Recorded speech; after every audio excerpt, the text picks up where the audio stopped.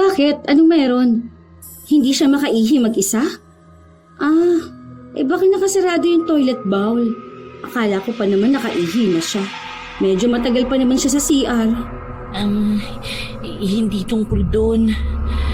Kasi, Kasi? Anong meron? Bakit parang natatakot ka? May nakita kasi siyang bata sa CR. Nakatayo lang daw doon sa bandang shower. Nakatingin daw sa kanya, tapos puro itim lang daw ang mata. Tumatawa raw tapos nagtatanong sa kanya kung gusto niya makipaglaro ng taguan. Hanapin daw siya. Wala naman akong nakita. At alam ko naman na mag-isa ka lang dito sa bahay mo.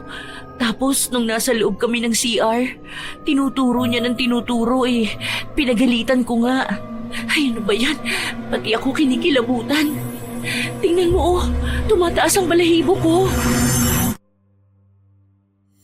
Paano kung ang tahimik na bahay may itinatagong sigaw na matagal nang gustong makalaya?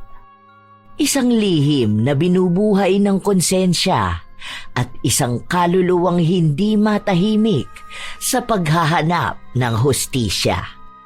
Sa likod ng mga pader na tila payapa, may mga matang nagmamasid, naghihintay ng muling pagkikita. Hanggang saan kayang itago ang kasalanan kung ang multo ng nakaraan ay ayaw matahimik? Sige, pasok kayo. Sige, okay lang yung sapatos ni Gigi. Pwede naman ako magwalis mamaya Upo muna kayo dyan. Uy, sorry ha, medyo alam mo na, makalat. Inilagay ko kasi lahat ng gamit dito dahil ipaparenovate ko nga yung kwarto ko. Palalakihan ko. Sasakupin na yung hanggang sa likod. Ang liit kasi ng kwarto ko tapos sayang yung space sa likod. Papalagay ako ng sariling banyo. Tapos maliit na studio para kapag mag-live stream ako. Ang laki na nga ng bahay mo Tapos ikaw lang mag-isa rito. Hindi ka ba natatakot? Wala naman akong ibang nararamdaman dito sa bahay ko. Tagal ko na rin nakatira dito. 17 pa lang ako, dito na ako nakatira. Wala ka bang kapatid? Yung parents mo? Matagal nang hiwalay ang parents ko. Tapos yung kapatid ko, matagal naman na yung patay. Bale, ako na lang talaga. Yung mama ko may bagong asawa na. May anak na rin siya doon. Tapos yung papa ko naman, andoon sa ibang bansa. Ang galing no? Namamangha talaga ako sa'yo. Imagine, 17 years old ka pa lang, mag-isa ka na sa buhay. Ako 17, may anak na't lahat-lahat, nakadikit pa rin sa mga magulang ko. Tapos ngayon, sobrang successful mo na sa buhay. Balak mo pang palakihin tong bahay mo. Wala ka bang balak mag-asawa? O magkaroon ng anak? Alam mo, masaya ang bahay kapag may bata. Wala pa yan sa akin sa ngayon. Masaya pa akong maging single. Alam mo naman, ngayon pa lang din yung prime era ko Kasagsagan ng career ko. Kung mag-aasawa ako o magkakaroon ng anak, iba na magiging priorities ko. Sa bagay, iba ka pa naman pagdating dyan sa career mo. Talagang todo bigay ka. Nagpakonsulta ka na ba ng bahay mo? Diba, sinasabi nila bago mo iparenovate, dapat alam mo muna kung may magagambala ka? Hindi naman ako naniniwala sa ganyan. Ang tagal ko na ritong nakatira, wala naman iisang nagparamdam sa akin. Sabi nga nila, mas matakot ka sa buhay kaysa sa mga kaluluwa na yan. Hindi ka naman nila masasaktan, ano? Yun ang paniniwala ko. Dahil kahit na isang beses, hindi pa naman ako nakaramdam ng kahit na anong kakaiba sa bahay ko. O kahit na saan mang lugar ako magpunta. Minsan kasi, may mga nakakausap ako at sinasabi nilang may nakikita sila sa isang lugar. Tapos kapag ako naman ang nagpupunta, wala naman. Nagpatuloy ako sa pagpapaayos ng bahay ko. Halos 1.5 buwan ang inabot nun. Nang maisaayos na, bumili ako ng mga bagong gamit ko. Matagal ko na itong gustong gawin, kaya talagang nagsikap ako na makapag-ipon. Isang gabi, dahil wala akong pasok kinabukasan, nagbukas ako ng computer para mag-live. Hey guys! Kita nyo naman bago na setup ng room ko. Tapos na kasi ako sa renovation. Tapos, ito na, may sarili na rin akong studio. Sa Monday ko pa i-upload ang house tour ko. Hindi pa ako tapos sa editing. Bata? Anong bata? Baliw kayo. Wala naman akong kasama sa bahay ko. Pasimple pa akong lumingon para tingnan ang sinasabi nilang lokasyon kung nasaan ang bata. Wala naman akong ibang nakikita. Inisip ko na lang na baka niloloko lang nila ako. Pero sa unang pagkakataon ay nagtaasan ang balahibo ko. Parang ang lamig ng batok ko at pabilis ng pabilis ang tibok ng puso ko. Wala akong ibang nakikita. Pero pakiramdam ko, may kasama ako. Pero baka wala lang ito. Inisip ko na lang na baka nadadala lang ako ng mga nababasa ko. Pero hindi talaga sila tumigil. May nagsasabi na palakad-lakad lang sa likod ko yung bata. At kung minsan, nakatayo lang sa pinto habang diretsyong nakatingin sa akin. Naku guys, tigilan niyo ako ha. Kung ano-ano naman yung trip ninyo. Ito na lang. Bumili na lang kayo ng lotion, ha? Maglalagay na lang ako sa yellow basket. Nasa likuran mo na yung bata.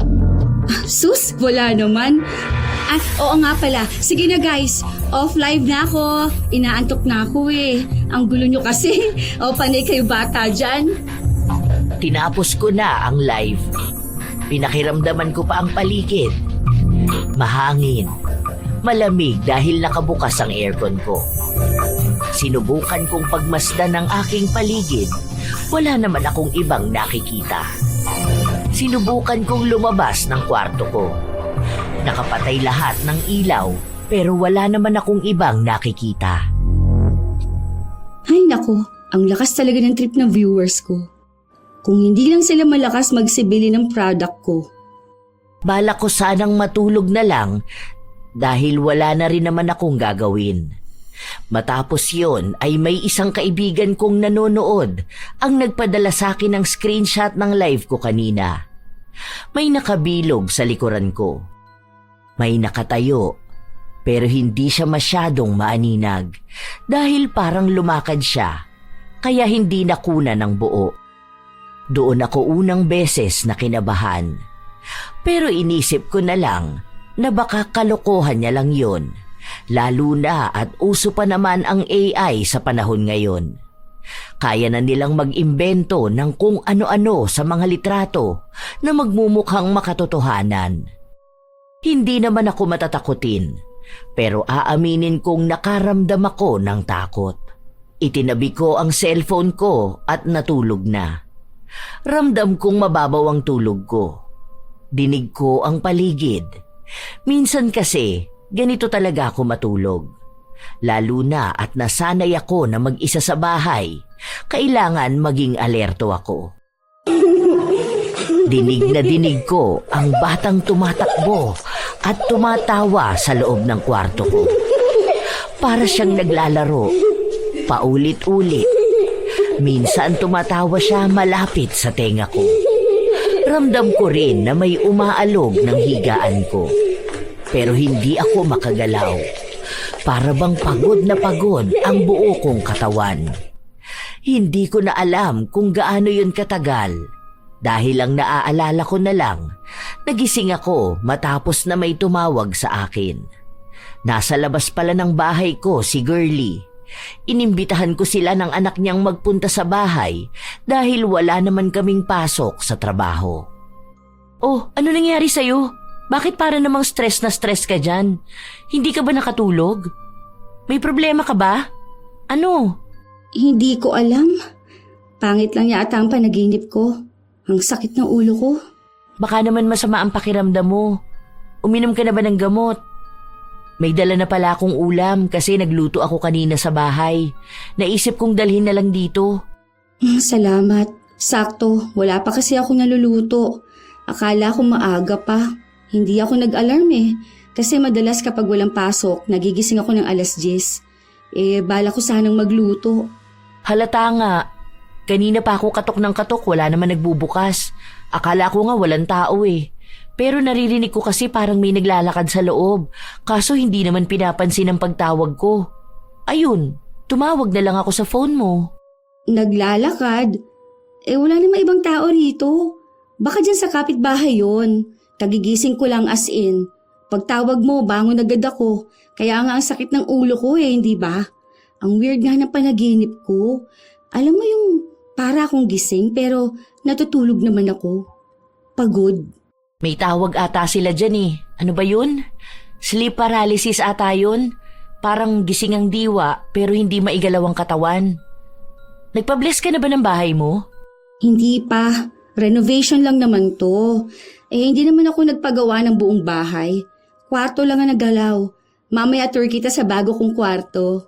Kahit na. O dapat magpatugtog ka ng worship song bago ka matulog. Kakatakot yan lalo na mag-isa ka lang sa bahay.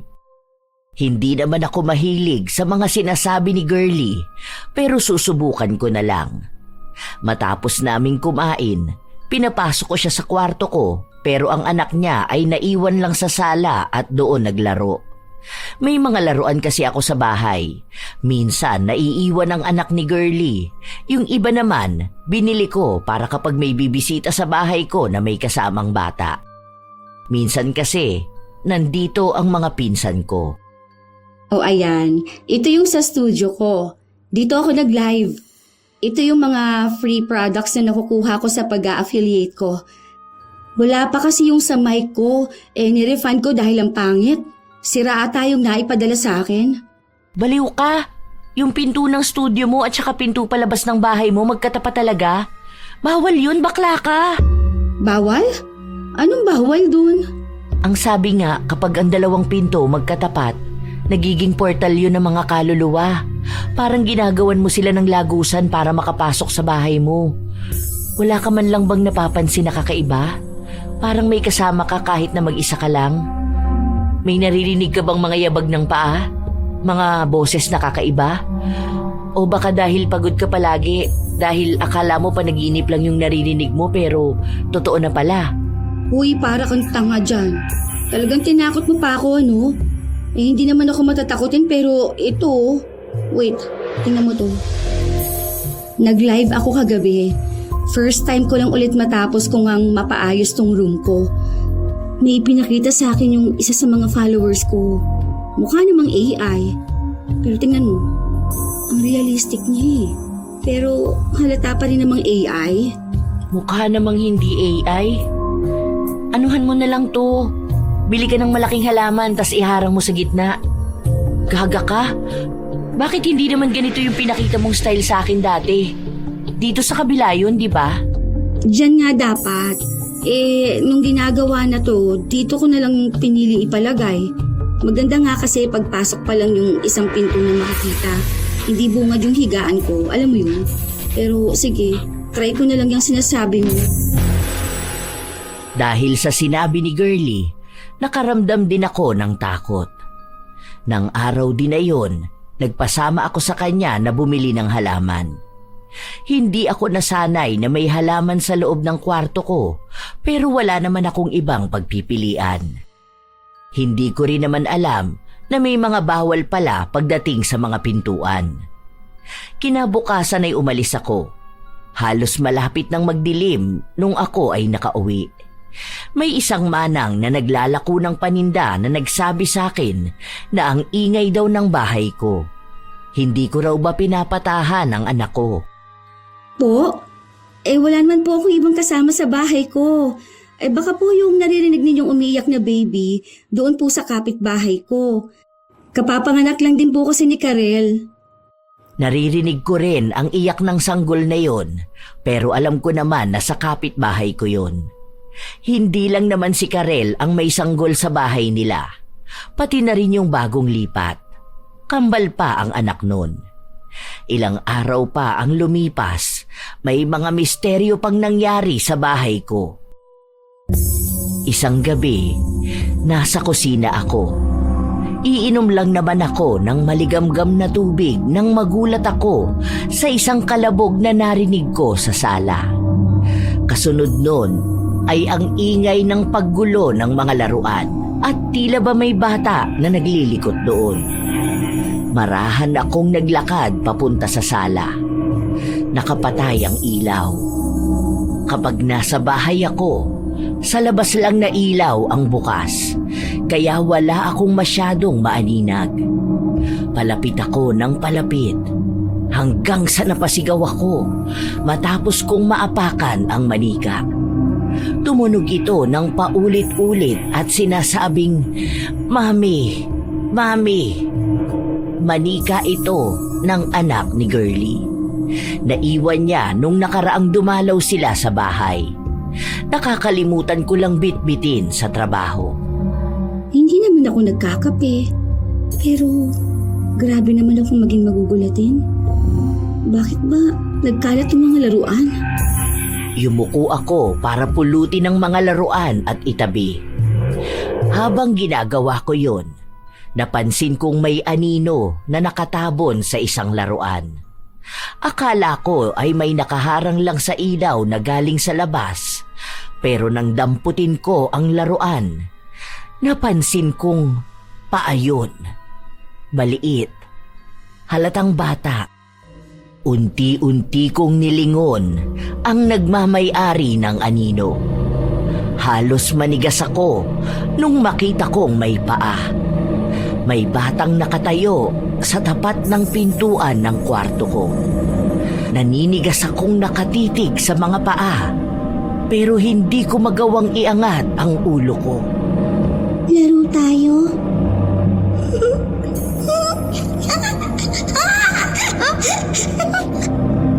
Kasunod nun ay ang pagtakbo niya palapit sa akin. Hindi ako nakagalaw dahil bumagsak na ako ng tuluyan sa sahig. Nagising na lang ako kinaumagahan na sobrang sakit ng ulo. May pasok ako sa trabaho, kaya kahit na masama ang pakiramdam ko, kumilos pa rin ako. Bitbit ko pa rin ang manika. Inilagay ko ito sa tabi ng TV. Habang nasa banyo ako, patuloy kong inaalala ang nangyari kagabi.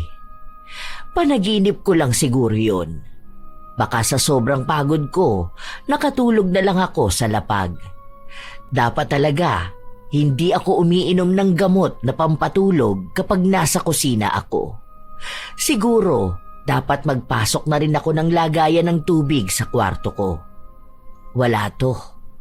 Tinatakot ko lang ang sarili ko. Paglabas ko ng banyo, nakita ko ang manika na sa sofa na nakalapag. Dito ko ba ito nilapag? Ganun na ba ako makakalimutin na tao? Ay, ano ba naman yan? Isinantabi ko na lang ang nangyayari sa akin. Nag-ayos na ako. Handa na akong pumasok. Siguro'y isasauli ko na lang kay Girlie ang manika ng anak niya. Muntikan ko pang ang makalimutan. Mabuti na lang tumunog ulit. Hindi ko alam, baka sira na at kusang tumutunog. Pagpasok ko sa opisina, inilapag ko ang paper bag sa lamesa ni Girlie. Ano to? Naiwan pala to sa bahay niyo. Hinahanap sa akin to ni Gigi eh. Akala ko na isama do sa mga laruan na tinapon ni Mama. Paborito niya kasi to eh. Regalo ko sa kanya nung first birthday niya. Ang dami niya pang laruan sa bahay. Nagulat nga ako, andun pala yan. Hindi ko pa mapapansin kung hindi ko pa naapakan at tumunog. Hindi ko rin alam paano yan patayin. Mami ng mami. Ha? Wala naman tong battery ah. Saka matagal na tong sira. Oh, tingnan mo, putol na ang wire sa loob. Saka hindi naman mami ang sinasabi nito. Kumakanta to ng Twinkle Twinkle at saka alphabet song. We, tumunog nga yan kanina bago ko dalhin dito. Totoo nga. Kita mo naman oh, walang battery. Sira din ang lalagyan. Ano to? Ako lang ang sumira ngayon. Baka yung sa kapitbahay namin yun. Dami kasing laruan ng bata dun eh. Hindi ko na lang pinilit ang naranasan ko. Baka mamaya, May kung ano na naman siyang sabihin sa akin, pero hindi mawawala sa isip ko. Tanda ko lahat, maliban na lang kung nababaliw na ako. Sa mga araw pang lumipas, ang daming kakaibang pangyayaring nararanasan ko sa bahay. Hindi ko alam kung totoo ba yun o kathang-isip ko lang. Isang hapon, bandang 5:30, nasa loob lang ako ng kwarto ko. Nakaawang ang pinto. Nakatingin lang ako sa iPad ko habang tinitingnan ang susunod na report na gagawin ko. Hanggang sa may naaninagan akong kakaiba sa pinto. Anino yun? Maliit lang. Ang akala ko nga ay pusa ng kapitbahay na minsan ay pumapasok sa bahay. Pero nagtaka ako nung napansin kong may maliliit na daliri na nakahawak sa pinto. Napaatras ako. Napalunok dahil ang bilis ng tibok ng puso ko. Ayoko sanang kumilos pero kakaiba ang nararamdaman ko. Mukha ring napansin nito na gumalaw ako dahil umatras siya. Nawala ang maliliit na daliri pero bumalik din ito. 2 kamay na. Para siyang sanggol pero mas maliit pa. Parang gusto niyang sumilip. Dahil sa takot ko, napatayo ako at sinipa ko ang pinto para sumara ito. Ayokong isipin na nababaliw na ako. Pero ano tong mga nakikita ko? Kung hindi katawan ng isang babae, para namang tiyanak. Kinabukasan, tulala lang ako sa trabaho. Iniisip ko pa rin ang itsura ng nakita ko. Huy, ayos ka lang ba? Kanina pa kita kinakausap, hindi ka sumasagot. Tinatanong kita sa bagong marketing strategy nitong minimalist bag natin. Nagtatanong sila ng plano natin dahil bumababa ang demand sa online market. Napanood ko na. Mag-order na lang ako. Ha? Anong sinasabi mong napanood mo? Ang ano? At anong orderin mo? Ay, ayos ka lang ba talaga? Pansin ko dito mga nakaraan parang nawawala ka sa sarili mo. Tungkol ba saan yan? Wala to. Palagi lang masakit ang ulo ko at fulang ako sa tulog. Feeling ko dahil yan dun sa iniinom mong pampatulog. Huwag ka na kayang uminom nun. Alam mo, dati mo pa ginagawa yan eh. Try mo sanayin ang sarili mong matulog ng normal. Yung hindi mo na kailangang uminom pa ng kung ano-ano. Hindi ko kaya yon. Lalo na ngayon, parang ang gulo-gulo lahat sa bahay ko. Ang bigat palagi. Tapos kung ano-ano pang nakikita ko.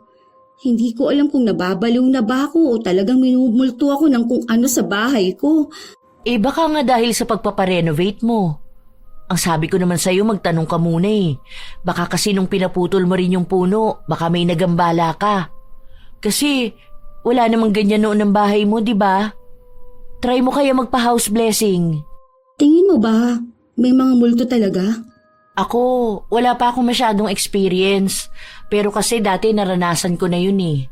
Dito naman sa office, kaso paramdam lang yun ng isang beses. Kumbaga, nasa CR ako tapos nakakadinig ako ng umiiyak sa kabilang cubicle. Ganun lang. Sa akin nakikita ko talaga. Meron pang parang tiyanak. As in, maliit yung mga daliri. Sa totoo lang, hindi ako mabilis matakot pero hindi ko kinakaya to. Tapos minsan pa, feeling ko may nakatingin sa akin kapag natutulog ako.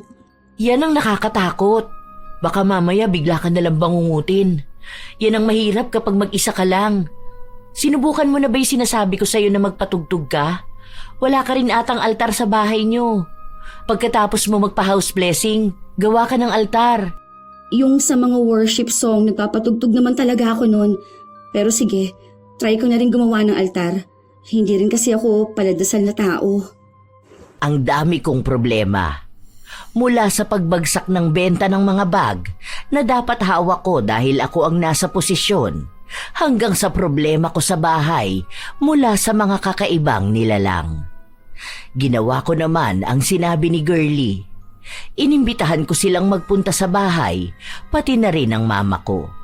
Pinadalhan ko sila ng imbitasyon pero hindi ko akalain na pupunta siya. Palagi kasi yung abala sa kanyang pamilya. Nang matapos ang pagpapabasbas ko ng bahay, pati ang binili kong santo ay pinabasbasan ko na rin. Kailan ka pa naging makajos? Payo lang sa akin ang kaibigan ko para kahit paano umaliwalas itong bahay ko. Ang galing din kasi napalaki mo tong bahay mo. Kung sakali na mag-aasawa ka na, pwede na kayo rito. Hindi pa yan ang iniisip ko. Bakit ka pala nagpa-house blessing? Renovation lang naman ang ginawa mo. Pinutol na pala yung puno sa likod. Ang ganda ng kwarto mo. Kaso, ang pangit nung malaking halaman. Ang sabi ng kaibigan ko, masama raw yung magkatapat na pinto kaya hinarangan ko ang pagitan nila. Saka, ibang pakiramdam ko sa bahay. Feeling ko may multo. May nakikita ko. May nakikita ka bang multo o sadyang naghahalusinate ka na naman? Sabi ko sa'yo, huwag mong bibiglaing itigil ang pagpapakonsulta mo sa therapist mo eh. Baka yan yung epekto. Masyado ka nagpapapaniwala sa mga multo na yan. Bumalik ka sa therapist mo, baka mamaya lumalala ka na. Baka kahit sa labas may kinakausap kang hindi naman nakikita ng iba. Hindi ako baliw. Hindi ko sinabing baliw ka. Kaya ayokong imbitahan ka dito sa bahay ko eh. Tapos na yon, hindi ako baliw, okay? Kahit naman nun, hindi ako nababaliw. Pinilit mo lang akong kumonsulta sa psychiatrist. Oo na, sige. Huwag ka nang magalit sa akin. Nagsasabi lang naman ako. Kasi naman, kita ko ngayon kung ano-ano na lang din ang pinaniniwalaan mo. Nakakakita ka ng multo. Hindi naman totoo ang mga multo. Bukas na ako uuwi, dito na lang ako matutulog. Hindi ko na lang pinigilan si Mama. Hinayaan ko siyang pumasok sa kabilang kwarto. Ako naman, pumasok na rin sa kwarto ko. Hindi ako uminom ng pampatulog na gamot dahil baka tama nga si Girlie na baka masyado kong sinanay ang sarili ko. Hindi ko napapansin na malaki ang nagiging epekto nito sa akin. Hanggang sa nagising ako ng 10 oras ng gabi. Iihi dapat ako nang makarinig ako ng ingay sa labas. Sinilip ko yon. Nakita kong bukas ang kwarto ni Mama at may ilaw na lumalabas mula roon. Naisip ko na baka may ginagawa lang siya o baka paalis na rin siya. Babaliwalain ko na sana matapos kong makita muli ang maliliit na daliri na nakakapit sa pintuan ng kwarto ni Mama. Nakaramdam ako ng panlalamig. Maging ang balahibo ko ay nagtayuan. Gusto ko sanang baliwalain, pero nang sandaling sumilip yun, nangilabot ako ng sobra. Nakakatakot. Para nga siyang sanggol na hindi nabuo. Mulat ang mga mata niyang namumula na nakatingin sa akin. Pumasok siya sa loob ng kwarto kung nasaan si Mama. Ako naman, marahan akong lumabas para pumunta doon. Walang tao. Hindi ko alam kung nasaan si Mama, pero ang hinanap ko ay yung maliit na nagpapakita sa akin. Pumasok ako sa loob. Ramdam ko na naroon siya. Nang makita kong nakadikit ito sa pader, napaatras ako. Hindi ako makapagsalita dahil mas lalong bumibilis ang tibok ng puso ko. Ang kakaiba namang nilalang ay unti-unting lumilingon sa akin. Ilang sandali pa ay tumalon ito papunta sa akin at...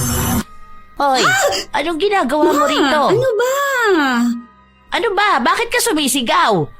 Anong ginagawa mo dyan? May patingin-tingin ka pa sa paligid. Ano bang hinahanap mo? Yung fetus, Ma. Andito yung sinasabi ko sa'yo. Nakita ko siya, gumagapang siya sa pader. Tapos yung mukha niya nakakatakot. Talagang nababaliw ka na ano? Anong fetus? May nalalaman ka pang nasa pader. Kanina pa ako gising, wala akong nakikita. Patulog pa nga lang ako. Ganyan ka ba pag mag-isa ka lang? Nakakatakot ka namang kasama sa bahay. Hindi ako nababaliw. Nakikita ko talaga, Ma. Andito talaga. Para siyang baby na hindi pa buo. Nakita ko. Naku, malala ka na talaga. Diyos ko, Patutulog na lang ako, tatakutin mo pa ako. Hindi ka siguro uminom ng pampatulog mo, no? Tapos idadamay mo pa ako. Lumabas ka na nga doon. Hayaan mo, maaga akong aalis bukas. Hindi mo na ako kailangan gawan yung mga imbento mo. Pinagtulakan ako ni Mama palabas ng kwarto niya. Gulong-gulo ako. Kitang-kita ko talaga.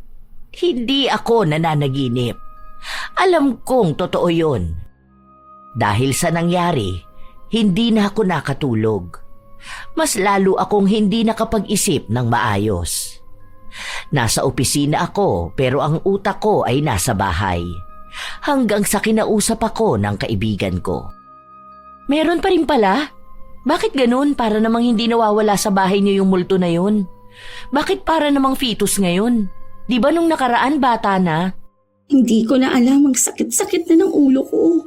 Yung bahay mo ba, inyo yun talaga noon? Oo, kasi bahay pa yun ng lola namin. Naalala ko na doon pa kami nakatira kasama si lola. Tapos napunta lang naman sa akin yung bahay nung nag-asawa na ng iba si mama. Tapos ako na lang mag-isa nasa bahay. Baka naman luma na yung multo sa bahay mo. Kumbaga parang ngayon lang nabubulabog. Wala bang namatay sa bahay na yun? Baby, bata, o ano ba? Wala naman. Si lola lang naman nung matandang-matanda na talaga siya. Kung lola kong nagmumulto, di ba? Dapat matandang babae. Kaso bata. Tapos yung isa, halatang hindi pa ata na ipapanganak. Bakit kaya hindi mo tanungin ng mama mo? Baka naman noon may pinalaglag siya sa bahay na yun. Baka yung sinasabi mo na fetus naman yung anak niya dapat. Malay mo naman may hindi ka alam sa bahay niyo. Hindi ako nakakibo sa sinabi niya. Pero tumatak sa isip ko ang mga salita na yon. Hanggang sa muli akong nakauwi sa bahay. Ako na naman mag-isa, kasama ang mga nilalang na hindi ko maintindihan. Hindi naman ako pwedeng umalis dito dahil bahay ko na to. Sayang naman ang pagpapagawa ko rito kung aalisin ko lang. Isa pa, dapat silang mga multo ang umalis ng bahay ko. Gagawin ko na lang siguro ang sinabi sa akin ni Girlie na humingi ng tulong sa mga eksperto.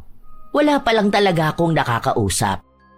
Ilang araw pa ang nakalipas, halos gabi-gabing nagpaparamdam ang dalawang kaluluwa sa akin. Dalawa lang talaga, pero mas madalas ang batang babae. Isang gabi, habang mahimbing ang tulog ko, nagising ako matapos na marinig ang pagbulong sa akin. Maglaro tayo? Hanapin mo ko. Hindi ako makakilos, pero dinig ko ang pagtakbo niya sa gilid ko. Paulit-ulit niya akong inaaya maglaro. Nararamdaman ko rin ang malamig niyang presensya. Hanggang sa gumising ako kinabukasan, pansin kong may hampas ng maliliit na kamay ang braso ko. Nakabakat ang pamumula dahil maputi ako. Bumigat din ang bandang paanan ko para itong dinaganan. Nailalakad ko naman pero ramdam kong mabigat ito. Nang makaligo ako, nawala naman ang marka ng kamay sa katawan ko. Pagkalabas ko ng bahay, nagsasarado pa lang ako ng pinto. Nilapitan ako ng kapitbahay namin. Pinagsabihan ako na wag akong maingay kapag gabi na. Kasi para daw ang dami kong kinakalkal sa bahay ko. Ang ingay raw, lalo na doon sa kwarto na katapat lang nila. Ang tinutukoy niyang kwarto ay yung gamit ni Mama kapag nandito siya. Pero paano yun iingay kung wala namang tao roon? Pero hindi ko yun sinabi sa kanya. Humingi na lang ako ng pasensya. Pagpasok ko sa trabaho, nakasabay ko si Girlie. May pilay ka ba? Wala. Ewan ko ba? Bakit ang bigat? Halata bang iika-ika ako? Nadaganan ko ata ito nung natutulog ako. O baka pulikat, hindi ko lang napansin. Pahiran mo mamaya ng kating ko. Meron ako dun sa lamesa ko, papahiram ko na lang sa'yo. Pansin ko na hindi ka na naman nakatulog ng maayos. Ginulo ka ba ng multo sa bahay niyo? Nananaginip lang ako. Ay, ang sabi ko kasi sa'yo, umalis ka na sa bahay mo eh. Ang kulit mo rin eh, no? Sa susunod niyan talagang babangungutin ka na. Ayoko naman. Hindi naman ganun kadali kasi yun. Baka aalis din ang mga multo na yun. Bahay ko yun ano. Pwede mo naman ibenta, tapos bumili ka ng ibang bahay. O tapos yung ibang multo naman na makikita ko. Saan ba kasi yung albularyo kamo na sinasabi mo? Samahan mo kaya ako. Sige, pero dapat kahapon pa. Next week na lang kita sasamahan doon. Isang beses lang yun sa isang linggo eh. Kada Thursday lang. Hayaan mo, sasamahan kita. Pwede tayo magpaalam half day ano. Mabilis lang naman yun, basta agahan natin. Tingin mo, ang mga multo ba lumalaki? Lumalaki? Kumbaga, katulad natin, kung anong taon na tayo, ganun din sila. Kumbaga, namatay sila nung baby pa lang sila, magiging matanda rin pa sila? Kunwari, 10 years na silang patay, tapos dadagdag sa kanila yon? Malamang hindi. Patay na nga sila eh. Kaluluwa na lang sila. Kung anong edad nila nung namatay sila, ganung edad lang din sila nung nakikita mo sila. Bakit may multo? Ang babata nung nasa bahay. May isang fetus, may isang nasa 8 years old ata yun. Basta, bata pa. Eh di ba, kapag ang mga bata kapag namatay sila, napupunta sa langit at nagiging anghel, eh bakit may mga batang multo? Hindi ko rin alam eh. Pero base sa mga nababasa at naririnig ko, ang sabi nila kapag daw hindi natatahimik ang multo, meron silang gustong makamit. Pwedeng hustisya o paglilibing ng tama. Baka yung baby na nakikita mo, what if itinapon lang yun dun sa bahay nyo? Malay mo nung hindi pa yun na itatayo. O kaya, di ba dati may puno dun sa likod nyo yung pinatanggal mo para ma-extend ang kwarto mo? What if doon lang nakalibing, di ba? Yun ang hindi natin alam kasi mamaya gumawa nun mama mo. Hindi na ako kumibo. Napatango na lang ako at nag-isip. Para mawala sa isip ko ang kababalaghan sa bahay, nagpakaabala na lang ako sa trabaho ko. Kahit minsan, parang may pumupulupot sa binti ko, kaya kumikirot ito. Hindi pa ako nagpapatingin sa doktor dahil mukhang hindi rin naman malala. Gabi na nung umuwi ako. Nagpakapagod talaga ako para kahit na paano makakuha naman ako ng antok nang hindi na kinakailangang uminom ng gamot. Habang naglalakad ako pa uwi, walang gaanong tao. Payapa naman akong naglalakad pa uwi hanggang sa may napansin ako sa anino ko. Nakita ko lang yun matapos na bumukas ang ilaw sa likuran ko at tumama sa akin ang liwanag. Akala ko ay namamalikmata lang ako. Bumibigat ang lakad ko, katulad rin ng pagbigat ng dibdib ko. Pilit kong pinapalakas ang loob ko. Dahil baka pagtama ang hinala ko, dito ako sa kalsada mawala ng malay. Sinadya kong dumaan sa liwanag para maipakita ang anino ko. Halos mabitawan ko ang lahat ng hawak ko nang makita kong hindi ako nag-iisa. Dahil kitang-kita ko ang anino ng isang tila sanggol na nakakapit sa binti ko. Napalakad na lang ako ng mabilis para walang ibang makapansin ng nangyayari sa akin. Pag-uwi ko ng bahay, agad akong napadasal. Kinuha ko pa ang rosaryo na nasa santo at isinuot ito. Masakit pa rin ang binti ko, kaya alam kong nakakapit pa rin sa akin ang kakaibang nilalang. Ayoko mang takutin ang sarili ko, pero talagang yon ang nangyayari. Lumipas ang ilan pang mga araw, inilihim ko sa kahit na kanino ang nangyayari sa akin. Minsan ay umiiwas ako sa ilaw dahil natatakot akong makita ang anino ko. Natatakot din akong may makakita. Dahil sa nangyayari sa akin, naging malaki ang epekto nito sa buhay ko, maging sa trabaho ko. Isang araw, walang pasok sa trabaho. Kailangan kong mag-live dahil mawawalan ako ng isa pang pagkakakitaan. Kahit na alam kong may nangyayari sa bahay ko, kailangan ko pa ring magpakatatag. Nasa yellow basket siya ngayon, mga mima ko. 3 pagpipilian nyo. Yung number 1 para sa mga mapuputi. Yung number 2 naman para sa mga morena. At yung number 2 ang medyo darker skin. Check nyo maigi kung ano ha. Napaatras ako matapos kong maramdaman ang laruan na dumaan sa paanan ko. Dinampot ko ito. Paano naman ako nagkaroon ng laruan dito? Ni hindi ko pinapasok noon si Gigi. Naglinis din ako kanina, pero akala ko yun lang ang mangyayari dahil sumunod namang bumagsak ang display na nasa likuran ko.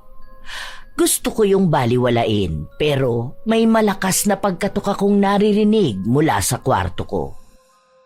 Sandali lang mga mima. Pause lang ako ng live. Comment lang kayo ng mga tanong nyo. Babalikan ko kayo mamaya. Comment done, check out na rin, okay? Balik ako. May parcel ata ako eh. Nag-pause ako ng live ko, saka ako tumayo. Pagbukas ko ng pinto, nakaamoy ako ng kakaiba. Parang amoy sanggol na bagong panganak. Amoy alkohol na hindi ko maipaliwanag. Ang buong akala ko, ganun lang yun. Pero nangilabot ako matapos kong marinig ang ingay ng isang sanggol. Galing yon sa kabilang kwarto. Halatang hindi galing sa kabilang bahay. Huminga ako ng malalim bago ako lumabas ng kwarto ko. Pero pagdating ko sa kabila, nawala na ang pag-iyak. Sumunod naman ang pagtama sa likuran ko ng bola. Maglaro tayo. Hanapin mo ko. Napapamura na lang ako sa kaloob-looban ko. Hindi ko alam kung saan nanggagaling ang boses na yun. Pero alam kong dito lang sa bahay. Hanapin mo ko. Ano bang kailangan mo sa akin? Bakit ba ayaw ninyo ako lubayan? Hanapin mo ko. Paulit-ulit niya lang yung sinasabi. Masyado pang maaga. Ang akala ko, tuwing gabi lang nagpaparamdam ang mga multo. Habang naglalaro ang bata na hindi ko alam kung nasaan, siya namang nagkaroon ng ingay sa iba't ibang bahagi ng bahay. May mga nahuhulog na gamit. May mga kumakalampag. Hindi ko na alam. Halos mabaliw na ako kaiisip. Kaya ang ginawa ko na lang, pinatay ko ang switch at saka ako lumabas ng bahay. Kung tatagalan ko pa rito, baka maging multo na rin ako. Hindi ko na alam kung saan ako pupunta. Hindi naman ako pwedeng makituloy sa bahay ni na Girlie dahil kasama niya ang mga magulang niya at nakatira lang sila sa maliit na bahay. Kaya nung kinagabihan, umuwi rin ako sa bahay. Ipinasok ko na lang din ang binili kong santo sa loob ng kwarto ko. Isinuot ko rin ang rosaryo. Nagpatugtog ako ng worship song na talagang dinig sa buong bahay. Ganon ang balak ko. Kaya nung matutulog na ako, pinatugtog ko yon ng walang sawa. Mukha rin namang nakatulong sa akin dahil wala akong ibang nararamdaman. Hanggang sa nakatulog ako. Ilang araw na ganon. Kaya ang akala ko, hindi na talaga ako makakaramdam ng kakaiba. Hanggang sa isang araw, habang nasa banyo ako at naliligo, napatitig ako sa salamin. Hindi sa sarili kong refleksyon, kundi sa nakikita kong kakaiba. Malabo ang salamin dahil sa mainit na shower kanina. Sino ka ba talaga? Ano bang problema mo? Bakit ba nagugulo ka sa akin? Wala akong nakakausap dahil wala namang sumasagot sa akin. Ang naririnig ko lang, iyak ng sanggol. Palakas yun ng palakas hanggang sa napansin kong nasa itaas ko yun. Nanginginig ang buo kong katawan pero hindi ako makakilos. Sa salamin lang ako nakatingin. Pero nakikita ko mula sa gilid ng mga mata ko na may sanggol na nasa pader. Andun lang siya, iyak ng iyak. Napapikit ako at napaupo. Patuloy akong nagdarasal pero hindi nawawala ang pag-iyak ng sanggol. Hanggang sa tumigil ito. Pinakiramdaman ko pa ang paligid. Nung mapansin kong wala na, idinilat ko ang mga mata ko nang ang bumungad sa akin ay ang mukha ng batang babae. Magkalapit ang mukha namin. Nakangiti siya pero nakakakilabot. Ang mga mata niya ay itim na itim. Maging ang ugat sa mga mata niya, markado ito ng itim. Laro tayo? Ah! Lumayan niyo ako! Utang na loob! Ah! Sinubukan kong tumakbo pero nadulas ako. Dahil sa maling bagsak ko, tumama ang aking likod sa sahig. Sobrang sakit. Hindi ako makakilos ng maayos. Doon ko mas lalong natanaw ang dalawa. Isang batang babae at isang sanggol. Nakadungaw sa akin ang mukha ng bata na parabang nakatitig siya sa akin habang nakahiga ako. Ang sanggol naman, nasa kisame. Nakakapit siya sa taas pero nakaikot ang ulo niya at diretso na nakatingin sa akin. Hindi ako makahinga. Nakikita ko pang tumutulo sa mukha ko ang dugo mula sa sanggol. Gusto mo bang magtagu-taguan? Tigilan niyo na ako! Hindi ako masyadong makapagsalita dahil masakit pa rin ang katawan ko. Mabuti na lang ay nasa lababo lang ang cellphone ko. Agad kong tinawagan si Girlie. Umiiyak akong humingi ng tulong sa kanya. May hawak siya ng isang susi ng bahay ko dahil sabi niya kapag kailangan ko ng tulong, hindi na siya mahihirapan na puntahan ako. Naabutan niya ako sa banyo at siya ang tumulong sa akin na dalhin ako sa ospital. Mabuti na lang at nabalian lang ako, kaya nakauwi pa rin ako. Okay lang ba sa'yo na dito ka na lang muna? Kahit hanggang ngayon lang? Siguro naman bukas makakakilos na ako. Papasok din ako sa trabaho. Hindi pwede tong ganito. Ang laki ng epekto nitong nangyayari sa akin sa trabaho ko.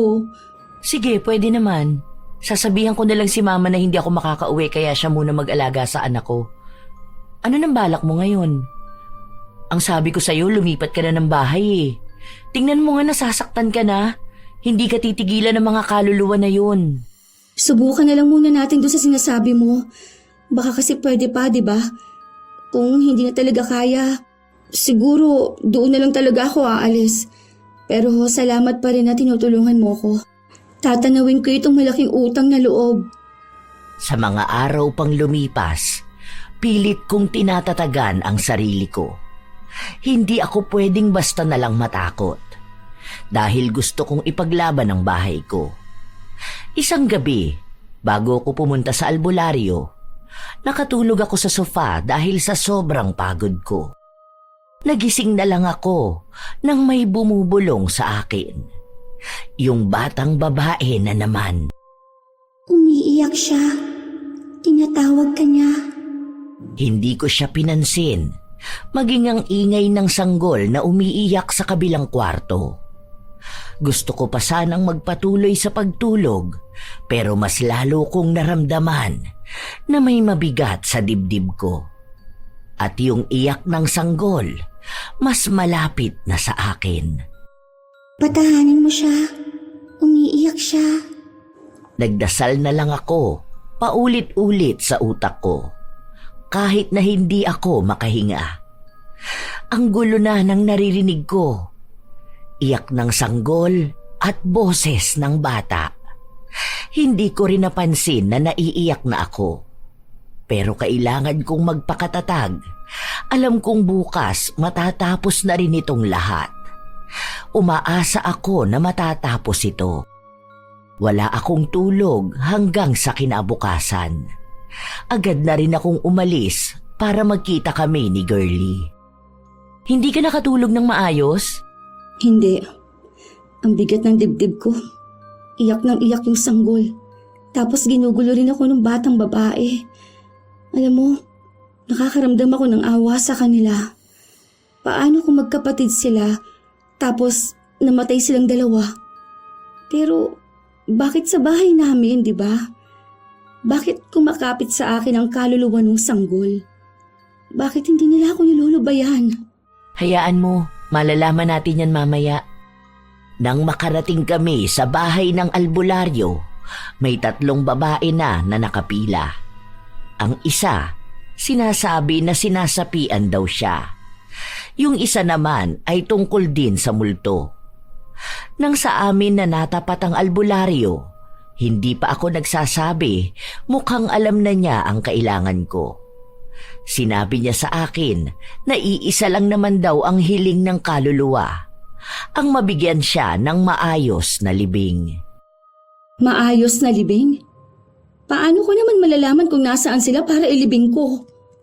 Sinabi ng albularyo na alam ko kung nasaan at wag na akong magpanggap. Wala pa akong naikukwento sa kanya, pero mukhang alam na niya ang nangyari sa buhay ko.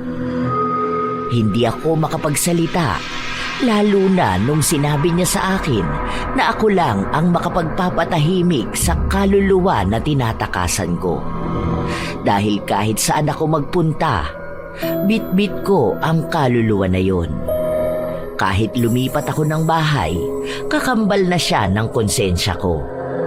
Napaiwas ako ng tingin sa albularyo, pero nakuha niyang muli ang atensyon ko matapos niyang sabihin sa akin na matagal nang nakakapit sa akin ang sanggol. Hindi ko lang daw napapansin. O ngayon ko lang nabigyan ng atensyon. Itinuro niya rin ang binti ko na siyang matagal nang nananakit. Hindi ko gets. Paanong bitbit niya yung kaluluwa ng sanggol? Anong meron? Sinabi lang sa kanya ng albularyo na ako lang ang makakasagot nun dahil ako ang may alam ng buong katotohanan. Hindi niya sinabi kay Girlie kahit na muli siyang tinanong nito. Binigyan din ako ng payo ng albularyo na kung gusto kong makalaya, dapat gawin ko ito sa mas maayos na paraan. Dahil kung patuloy kong tatakbuhan ang nakaraan, hindi ako patatahimikin ng konsensya ko, kahit palubayan na ako ng kaluluwa. Umuwi ako ng bahay. Hindi ako nakapasok ng trabaho habang si Girlie kailangan niyang pumasok. Nasa bahay ako, nakatulala. Alam ko ang sinasabi sa akin ng albularyo, pero bakit parang ako itong hindi makabitaw? Tinawagan ko si Mama para pumunta sa bahay. Nung una ay ayaw niya pa, pero pinilit ko siya dahil sa importanteng bagay na dapat naming pag-usapan. Oh, ano naman problema doon? Para sa ganyan lang kailangan mo pa akong kausapin. Ay ano naman kung nagpalaglag ka nung 17 years old ka? Eh kung hindi ka rin naman kasi tanga, bakit mo naman itinago yung anak mo? Hindi mo inilibing. Ano bang tingin mo sa kanya? Souvenir? Kaya talagang mumultuhin ka nun. Inistorbo mo pa talaga ako. Yan pa talagang sasabihin mo sa akin. Kaya nga kita pinapunta rito para magkaroon man lang ako ng karamay, di ba? Ewan ko ba kasi sa'yo? Maganda naman na ang karir mo. Ano pa bang kailangan mong gawin? Gusto mo na ba magkaroon ng asawa? Sige, ayos lang din yon. Kung gusto mo na magkaroon ng anak, sige lang din. Para matigil ka na dyan sa paniniwala mong minumulto ka ng anak mo. Eh ni hindi pa nga yun na ipapanganak tapos mumultuhin ka. Nababaliw ka na kasi talaga. Tingnan mo, may nagpaparamdam ba sa atin? May nakikita ba tayong pitos na gumagapang? Wala naman, di ba? Sa isip mo lang yan ganyan. Mag-anak ka na para mabaling sa ibang atensyon mo. Ilibing mo yung pinalaglag mo tapos kalimutan mo na. 8 taon na ang nakakalipas, Charmaine. Mag-move on ka na. Wala akong nakuhang kahit na anong magandang salita mula kay Mama. Nagmamadali rin siyang umuwi at iniwan ako sa bahay. Dahil wala naman akong ibang malalapitan. Wala akong kaibigan. Tinawagan ko si Girlie. Pinakiusapan ko siya na kahit dumaan lang muna siya sa bahay kapag natapos na ang trabaho niya. Pumayag naman siya. Habang naghihintay ako sa kanya, wala akong ibang naramdaman sa bahay. Hanggang sa nakarating na rin si Girlie. May bitbit siyang ulam at sinabi niyang sabay na lang kaming kumain dahil alam niyang hindi pa ako kumakain. Wala bang multo ngayon? Baka may nakikita kang gumagapang sa pader habang nakaikot ang ulo, ha? Wala. Kanina pa naman wala. So ano nangyari? Nagpalaglag ka ba noon? Paano mo nalaman? Wala, hula ko lang naman yun. Kasi ang sabi ng albularyo may ugnayan kayo ng sanggol. Eh kung hindi mo yun kapatid, baka anak mo sana. Ano bang ginawa mo? Kung okay lang naman sa'yo na pag-usapan natin. 17 ako noon. Nag-aaral ako. Yung gago kong boyfriend, nung nalamang buntis ako, itinago siya ng mga magulang niya. Natakot lang ako noon na baka kapag hindi ko ituloy ang pag-aaral ko, walang mangyayari sa akin. Sinabi sa akin ni Mama na ipalaglag ko na lang ang anak ko para matupad kong pangarap ko. Ginawa ko naman. Nakakatakot lang talaga siya kasi iniisip ko na kasalanan yun. Na kasalanan naman talaga, di ba? Simula nun, natakot na rin akong magbuntis. Lalo na nung nagtagumpay na ako sa buhay. Nagkaroon ng magandang trabaho. Nasa posisyon na ganito ng buhay ko. Akala ko, after ilang years, matatahimik ako kaso mukhang tama nga yung albularyo. Konsensya ko pa rin yun. Hindi yung kaluluwang lumalapit sa akin, kundi yung konsensya ko sa ginawa ko sa dapat magiging anak ko. Alam mo ba, parehas lang tayong nabuntis ng 17. Alam ko yung pressure na sinasabi mo. Yung pakiramdam na parang guguho ang lahat kapag pinili mong magpatuloy. Na baka kapag tinuloy mo, iba na siguro ang buhay mo ngayon. Hindi ko masasabi kung tama ka dahil oo, naging matagumpay ka. At hindi ko rin masasabi kung mali ka kasi alam kong hindi madaling pumili sa pagitan ng sarili mo at ng isang buhay na hindi mo pa nakikita. Pero alam mo, minsan, hindi naman kailangan parusahan ang sarili mo habang buhay. Ang mahalaga, natuto ka at alam mong kaya mong maging mas mabuting tao kahit mga may desisyong hindi mo na mababawi. Ang bigat ng nakaraan, oo, pero hindi ibig sabihin nun wala ka ng karapatang maging payapa. Lahat tayo may bahid, pero hindi yun sukatan ng kabuuan natin bilang tao. Kung kaya mong patawarin ang sarili mo, yun na siguro ang pinakamagandang simula. Pati na rin sa dapat mong magiging anak. Subukan mong bigyan siya ng maayos na libing, di ba? Yun lang naman siguro ang kailangan niya para manahimik siya. Ibigay mo na lang. Sabayan mo na lang din ang panalangin para sa kapayapaan ng kaluluwa niya at para na rin sa paglaya mo sa konsensya. Salamat ha. Wala kasi ako napala sa nanay ko kanina. Alam ko rin naman talaga na pinili ko to eh. Pero kasi, alam mo yun, may guilt talaga. Oo, naiintindihan kita. Pero kung magfo-focus ka sa guilt na yan, baka wala ka na ring patunguhan. Maging malaking aral na lang din to sa'yo. Palagi ka lang magdasal. Hindi ko napigilan ang maging emosyonal. Kahit paano, may tao ako na paglabasan ng hinanakit ko. Ang tagal ko rin kasing kinimkim ang aking kasalanan. Parang simula nung gawin kong kumitil ng inosenteng buhay, bit-bit ko na siya kahit na ilang taon pa ang nakalipas. Nang umalis na si Girlie, pumasok ako sa loob ng kabilang kwarto, kung saan kinuha ko ang maliit na kahon sa ilalim ng kama. Ngayon, alam ko na kung bakit dito palaging naririnig ang iyak ng bata. Dahil dito ko inilagay ang garapon kung saan nakalagay ang anak ko. Ito rin mismo ang kwarto na gamit ko noong nagpalaglag ako. Humingi ako ng tawad sa anak ko kahit na hindi ko sigurado kung naririnig niya ako o kung naiintindihan niya ako. Humingi ako ng tawad kasabay ng panalangin. Para sa kanya at para sa akin. Para sa aming paglaya. Kinabukasan, nagpasama ako sa kakilala ko na magpunta sa sementeryo. May maliit dong parte kung saan pwede kong ilibing ang anak ko. Matapos noon ay nagtirik ako ng kandila at nag-alay na rin ng panalangin. Huwag kang mag-alala, anak ko. Ipagdarasal pa rin kita palagi. Patawarin mo si Mami. Simula noon, naging maaliwalas ang pakiramdam ko.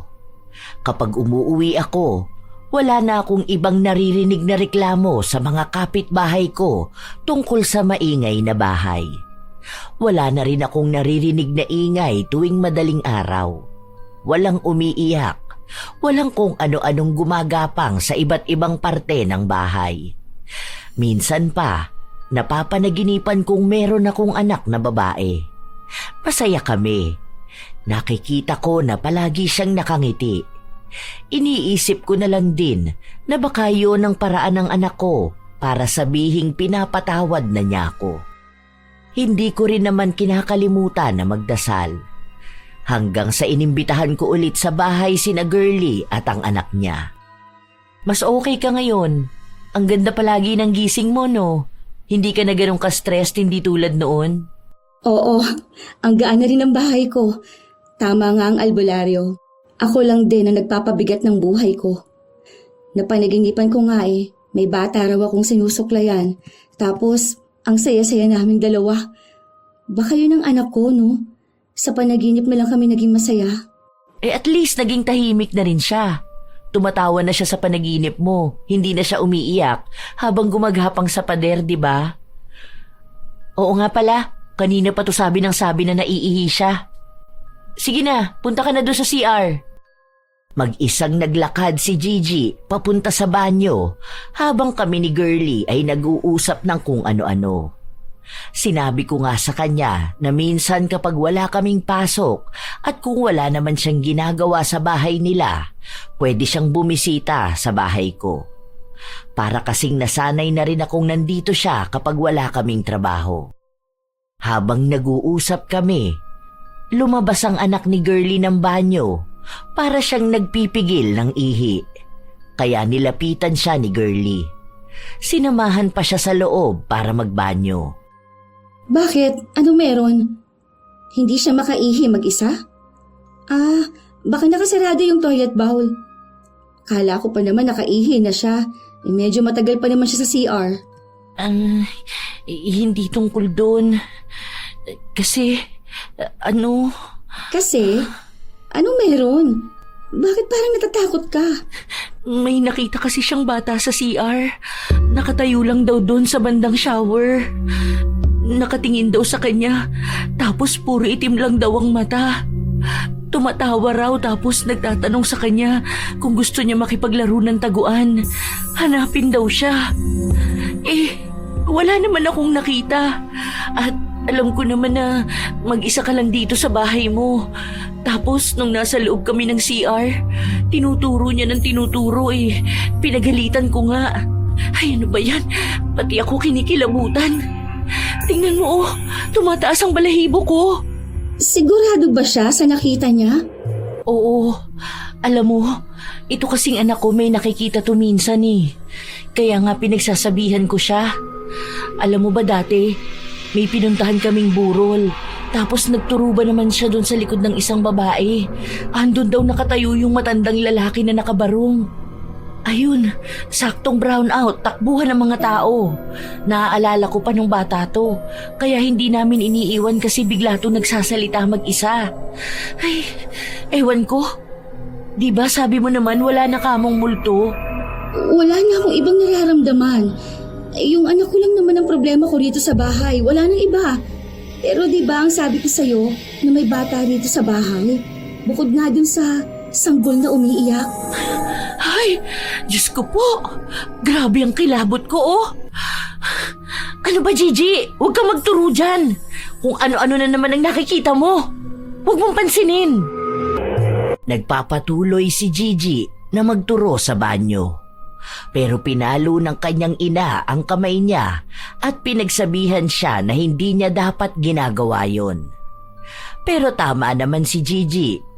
dahil nakikita ko rin ang batang babae na nasa banyo at nakasilip sa amin. Hindi na nawala sa isip ko ang pangyayari na yon. Tapos na ako sa anak ko. Sino naman ang bata na yon? Isa ba siyang kaluluwa na nagambala ko?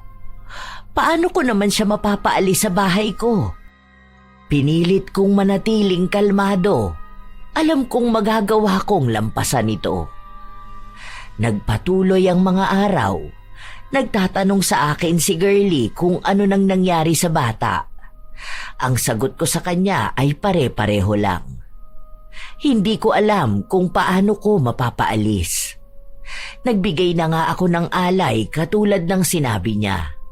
Nagtirik na rin ako ng kandila at nanalangin. Hanggang sa isang gabi, walang kuryente at tanging kandila lang ang gamit ko. Maulan din nun, kaya may ingay ang bubong at malamig ang paligid. Nakikiramdam ako. Nagpapanggap na walang alam sa nangyayari. Nakatingin ako sa cellphone ko. Mahina lang ang brightness, pero pansin ko sa gilid ng mga mata ko na may batang nakatayo sa gilid ko. Hindi ko pinapahalata na natatakot ako dahil ang sabi ni Girlie, kapag ginawa ko yon ay mas lalo akong matatakot. Laro tayo? Hanapin mo ako? Hindi ako kumikibo. Sige lang ako sa pag-scroll sa phone ko. Laro tayo? Hanapin mo ako? Nanginginig na ang kamay ko. Sinubukan ko ring magpatugtog at kumanta. Baka sakaling lubayan niya ako. Natatakot na ako. Mas lalong lumalamig ang paligid ko. Sabayan pa ng sobrang dumilim na paligid. Hanapin mo ako? Matapos niyang sabihin yon ay nawala na siya. Doon lang ako nakahinga kahit na paano. Wala pa ring kuryente kaya hindi pa ako makatulog. Dagdag pa itong bata na ang kulit-kulit at gustong makipaglaro sa akin. Ilang sandali pa, narinig kong may nahulog sa baba. May nasipa kasi ako na nasa kama ko. Sinubukan kong gumamit ng flashlight. Napansin kong may laruan, pero bago ko yun pulutin, ay bumungad sa akin ang mukha ng bata. Laro tayo. Hanapin mo ko, ha? Ano bang kailangan mo sa akin, ha? Maglalaro lang naman tayo. Gusto kong hanapin mo ko. Pwede bang lubayan mo ko? Hindi kita kilala. Wala akong kasalanan sa'yo. Basta, hanapin mo ko. Maglalaro tayo. Yabag niya lang ang narinig kong tumatakbo palayo. Malakas ang kabog ng dibdib ko. Sumasabay pa ang malakas na kidlat. Ayoko siyang sundin dahil hindi ko naman siya kilala. Hindi ko alam kung anong mangyayari kapag nakita ko siya o hindi. Pero pinilit ko pa rin siyang hanapin. Wala pang kuryente, kaya sobrang dilim ng bahay. Natatalisod pa ako sa paghahanap sa kanya. Hindi ko naman alam kung saan siya makikita. Isa pa, bakit ba ako nakikipaglaro sa bata? Hindi dyan. Please lang, ayoko na. Hanapin mo ko. Sinusundan ko na lang kung saan siya bumubulong. Papasok sa kusina, pero wala naman siya. Sinilip ko sa ilalim ng lamesa. Wala akong nakita. Hanapin mo ko. Lumakad pa ako at hindi ko alam kung bakit dinadala ako papunta sa likod ng kusina. Matagal nang hindi nabubuksan yon dahil tambakan lang naman yon ng mga lumang gamit. Ayokong buksan. Balak ko na nga sanang tumalikod pero narinig ko na naman ang boses ng bata. Malapit na. Hanapin mo ako.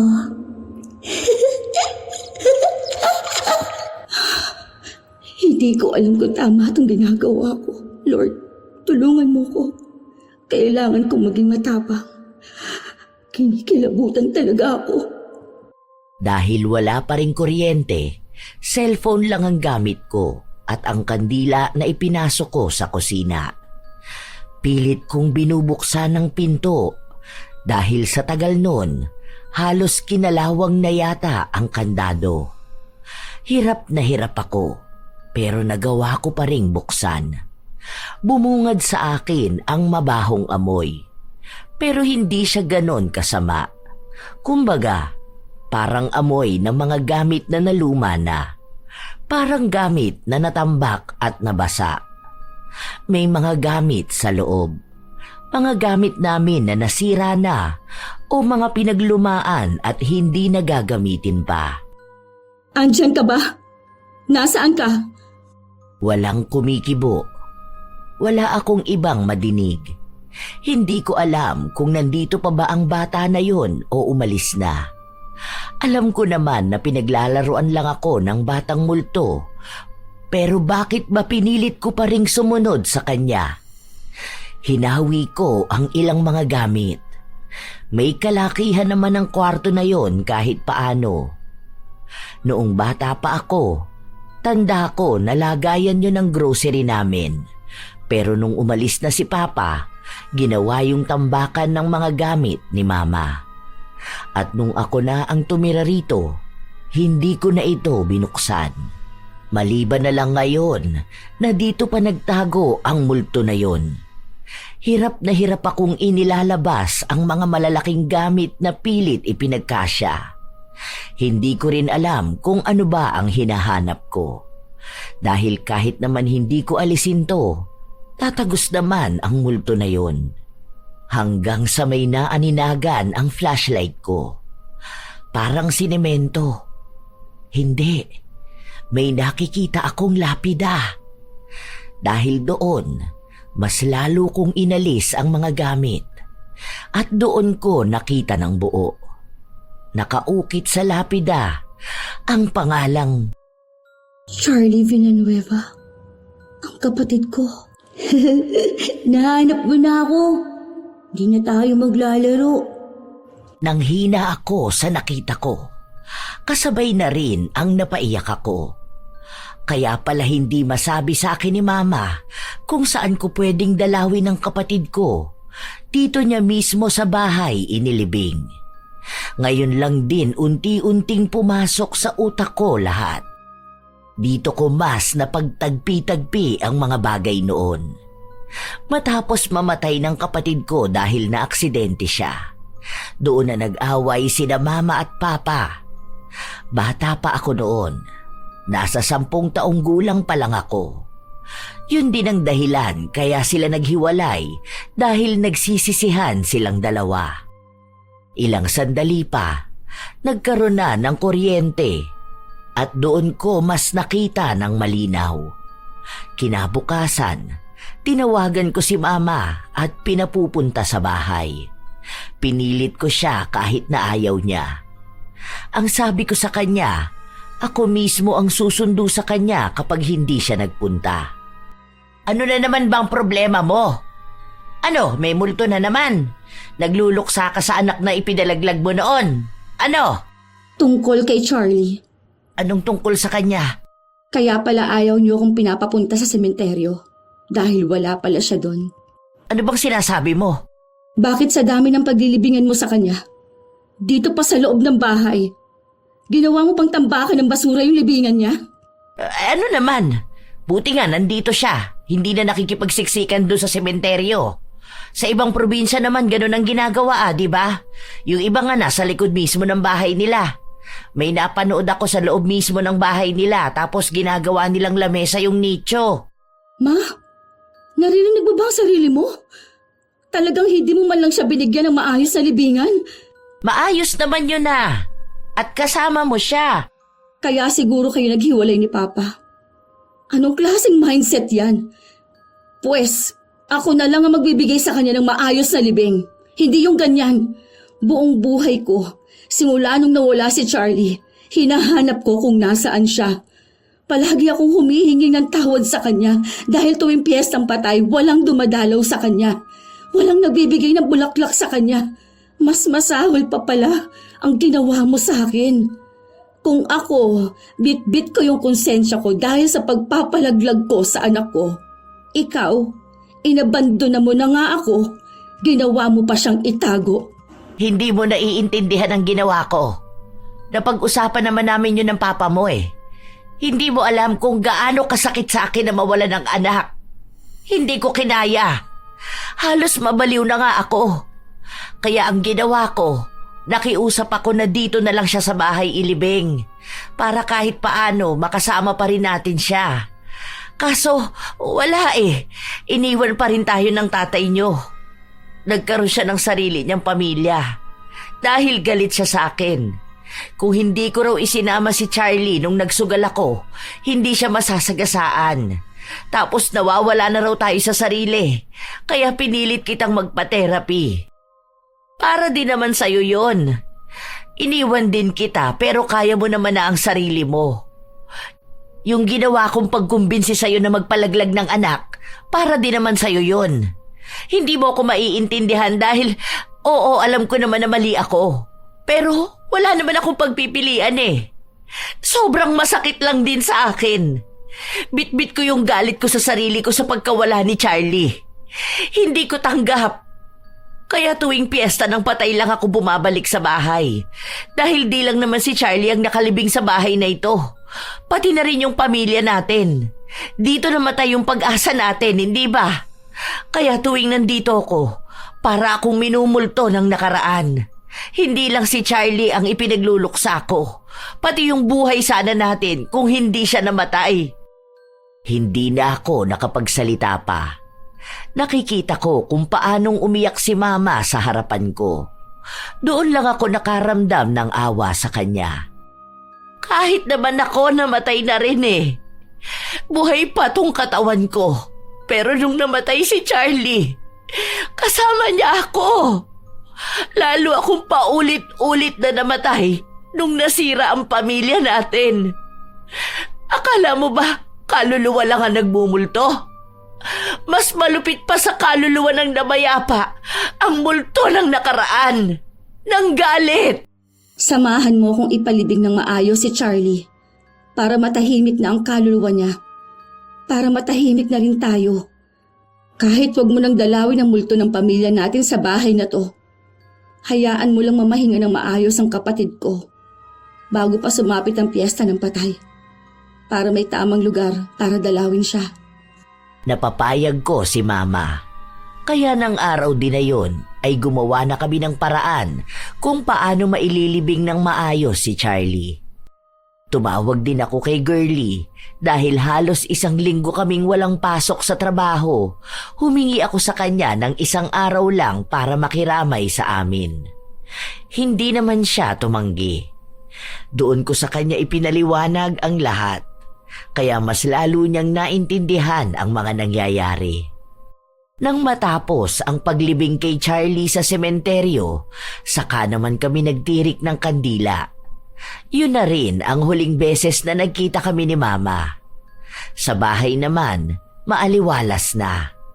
Totoong wala na talaga akong nararamdamang kakaiba. Ano nang nararamdaman mo niyan ngayon? Maayos na ako. Ang gaan na ng pakiramdam ko. Wala na rin nag-aaya sa akin makipaglaro ng taguan. Paano? Nahanap ko na siya. Ang tagal nun, no? Ang tagal niyang nakatago. Kung hindi ka pa nagmatapang, hindi mo siya makikita. Grabe, bigla akong kinilabutan na. Naaalala ko pa pag kumakain tayo sa kusina. Nagtanong pa ako kung anong kwarto yun.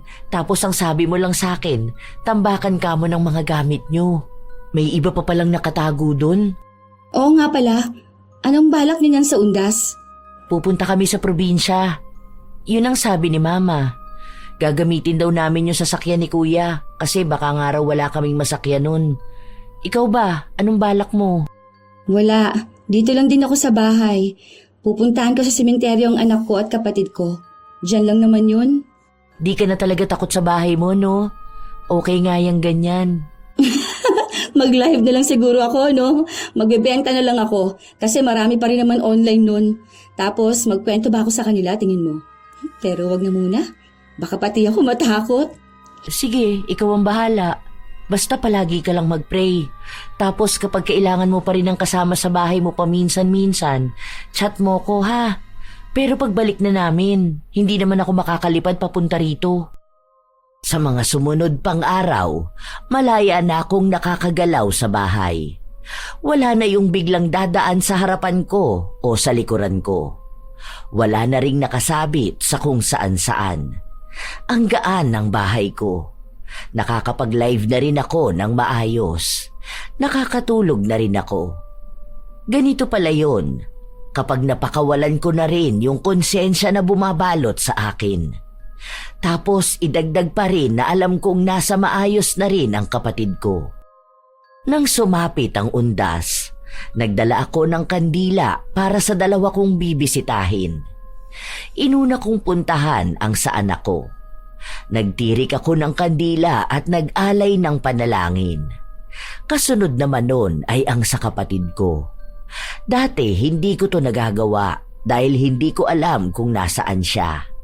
Ngayon, may bulaklak na siya, may kandila at ang naaalala kong paborito niyang pagkain noon. Hindi na tayo maglalaro ng taguan, di ba? Huwag mo na akong dadalawin sa bahay, ha? Alam mo naman na naging matatakotin na ako. Biro lang. Mukhang bibisita ka kanina, ha? May isa kang nakatirik na kandila, eh. Basta, alam mo naman na love ka ni ate. Hayaan mo. Kapag may oras ako, palagi kitang bibisitahin para may kausap ako. Doon na kayo sa heaven maglaro ng pamangkin mo, ha? Ako rito, palaging lalaban sa buhay. Love na love ko kayo palagi. Hindi rin ako masyadong nagtagal sa sementeryo. Ang dami rin kasing tao. Pagka-uwi ko sa bahay, nagpalit na muna ako ng damit. Kinuha ko ang laptop ko at umupo ako sa kama ko. Nagtingin ako ng post ng mga tao. Lahat sila abala. Nagpupunta sa mga namayapa na nilang mahal sa buhay. Ang iba naman kung ano-ano ring katatakutan ang pinagkukwento. Ako, bilang isang babae na may karanasan din ng kababalaghan, sinubukang magsulat para magbahagi ng kwento ko. Ito rin naman ang unang beses na naniwala ako sa multo. Dahil ako mismo talaga ang nakakita at nakaranas. Tunay pala na minsan, ang mga kaluluwa ay hindi natatahimik hanggat hindi nila nakakamtan ang kanilang hiling. Hindi naman sila masama. Isa lang din silang nilalang na naghahanap ng katahimikan. Ang iba ay hustisya. Minsan din, ang tinatawag na multo ay hindi talaga klase ng kaluluwang pagala-gala. Minsan, ang multo ay konsensya o isang masakit na alaala ng isang tao na hindi niya mabitawan. Katulad ko na ang multo ko ay ang konsensya ko sa pagpapalaglag ko sa anak ko at sa pagpili ko sa sarili ko. At katulad ng multo ni Mama na hindi kaluluwa ng kapatid ko kundi ang sakit na dinanas niya sa pagkawala nito at pagkasira ng pamilya namin. Nagpatuloy akong magtipa sa laptop ko nang malobat ito. Dahil nakalimutan kong nasa sala ang charger, tumayo ako para kunin ito. Paghila ko, nalaglag ang mga laruan. Akala ko pa naman na ibigay ko na kay Gigi lahat ng laruan. Baka naiwan na naman niya to. Ang bata-bata pa nun, ang bilis nang makalimot. Yumuko ako para damputin ang laruan. Napatigil ako sandali matapos kong makita ang dalawang paa na nasa likod ng sofa. Iniangat ko ang tingin, walang taong nakatayo. Pero pagtingin ko sa baba, may mga paa. Kulubot na ito kaya halatang matanda na. Hindi ko alam kung anong nangyayari sa akin. kaya binaliwala ko na lang. Mariin akong napapikit at tumalikod. Hindi na ako lumingon dahil nagmamadali na akong pumasok sa loob ng kwarto ko. Utang na loob. Sana naman, guni-guni ko na lang ito. Dahil ayoko nang makakita ng multo. Tama na yung dalawa lang. Nabigyan ko na sila ng maayos na libing. Huwag na sanang masundan pa ng ibang kaluluwa. Pero mukhang malabo. Dahil ngayon, mukhang isa na itong abilidad ang makakita at makipagkomunikasyon sa mga kaluluwa. Shout out sa ilan sa mga masusugid na tagapakinig ng mga istorya ni Lola Telang. Charmaine Ebon, Berto, Sherlyn Huntilla, Juvie Tejero, Maria Ligaya, Elez Zel, Ain Buen, Ako si Noy, Agnes Fernando Lazaro, Skyler and Yani TV, Sara Bulaon, Cecil Vlog 64, Josephine De Peñosa, Liza Takada, Vilma Claude, Ramil Fariolin. Shout out din sa inyo, Jacqueline Sibayan, Carlos Ronilo Garcia, Guardian Nympha at sa mga kasamahan niya sa tahian ng Yirin's Garments, Marco Nanes at belated happy birthday kina Joshua Manalo at Joshua Florano ng Barangay Kabulusan, Melve Cervera, Elizabeth Hardenil, Emer de los Santos at sa de los Santos family ng Sorsogon, Jenny V. Suco, Ami Viray, Assorted Love Hurts KSA, LS Delgaco, Hira Mini, Riz Magante, Flor de Lisa Galang, Osel Maldita. Shout out sa inyo mga apo ko, Razon Yao, Milrose Demate, Angel Cancelier, Jaime Constantino, Jennifer Makasinag, Alma Naong, Pureza Tagiwalo, Rachel Whitney, Gami Neil Francisco at sa kanyang asawa na si Dada Neil Francisco, Arvid Shane Hoiberg Channel, Irisabella Tuazon, Febe Ranyada, Mike James Tapak, Wilma Leses, Leonisa Cobo, Lurian Vitalicio, Jenny Suzuki, Raquel Hasegawa and to her husband Mitsuru, Sydney Crosswind at sa kanyang anak na si Christine Lane Bandoho, Supladang Pasaway, Lovely Rose Roa at Princess Rain Roa Alawami, Kimpoy Feliciano, Hazel Fiesta, Marida Lightworker, Gia Gigi, Francisco Neng, Jeremy Saranillo Francisco, Matt Sarol, Mel Santarita, Esteli Reyes at sa Reyes family ng Marikina City, AJ Chua, Vicky Yabut, Roy Lacandalo, Josefina Fuelias, Robert Crimen, Cherry May Libiran, Roslyn Mangilin, Ray Galedo at sa Galedo family ng Kabuyaw, Laguna, sa buong Team Manok ng Amsik Angeles City, Pampanga, Maria Lee Nakagawa, Elise Padilla, Lynn Hasegawa, Lydia Lopez, Gemstone Claro, Angelina Ignacio, Ami Bag, Rosalina Bugayong, Ami Yong, Lance MBB. Ito ang inyong Lola Telang at maraming salamat sa lagi ninyong pakikinig mga apo.